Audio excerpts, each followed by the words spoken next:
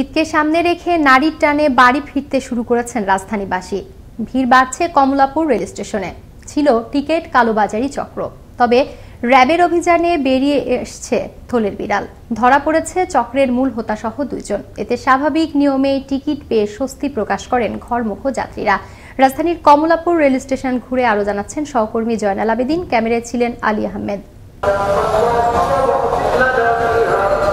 ঈদকে কেন্দ্র করে অফিসগুলো ছুটি হওয়ায় বাড়ি ফিরতে শুরু করেছে যাত্রীরা।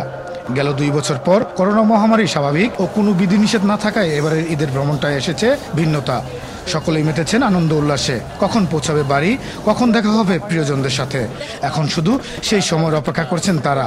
জানালেন তাদের আনন্দের কথা। যখন বুঝতে পারছি টিকিটটা পাইছি এবং যাওয়া কনফার্ম হবে, তখন খুব ভালো লাগতেছে। তখন থেকে এখন পর্যন্ত খুব আনন্দের মধ্যে আছি।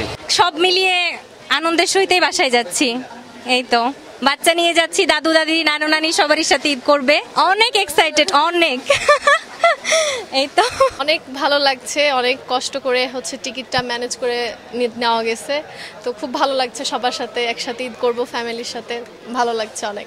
অনুভূতি খুব ভালো, আমাদের খুব ভালো লাগতেছে যে সবার সাথে একসাথে ঈদ করতে পারবো। 2 বছর পর ঈদ করতে যাচ্ছি, অনেক আনন্দ লাগছে। আশা করি অনেক মজা হবে। ঈদকে ঘিরে আইন শৃঙ্খলা রক্ষাকারী বাহিনী ছিল তৎপর, যাতে করে কোনো ধরনের অপরাধ সংগঠিত না হয়। পাশাপাশি নিরাপদে যেন যাত্রীরা বাড়ি পৌঁছাতে পারেন, সেজন্য নেওয়া হয়েছে বাড়তি নিরাপত্তা।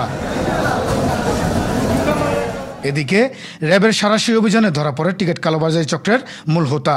টিকিট কালোবাজারি না থাকায় সহজেই পাচ্ছেন সোনার হরিণ নামক টিকিট। এতে যাত্রীরা খুশি প্রকাশ করে ধন্যবাদ জানান।